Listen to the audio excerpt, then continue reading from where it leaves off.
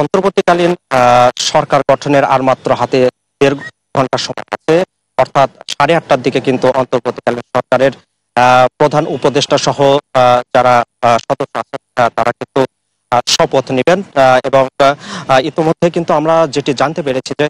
সচিবালয়ে ২১টি গাড়ি অন্তর্বর্তীকালীন সরকারের যেসব সদস্য বা উপদেষ্টা আছেন তাদের জন্য তৈরি করা হয়েছে, এবং ইতিমধ্যে কিন্তু প্রধান উপদেষ্টা ডক্টর মোহাম্মদ ইউনূসের যে তার যে বহনকারী যে গাড়িটি সেটি কিন্তু সচিবালয় থেকে রওনা হয়েছে, এবং সেটি কিন্তু প্রথমে তার বাসভবনে যাবে গুলশানে, এবং সেখানে তাকে নিয়ে কিন্তু কিছুক্ষণের মধ্যে হয়তো তার গাড়িটি বঙ্গভবনে প্রবেশ করবে। এবং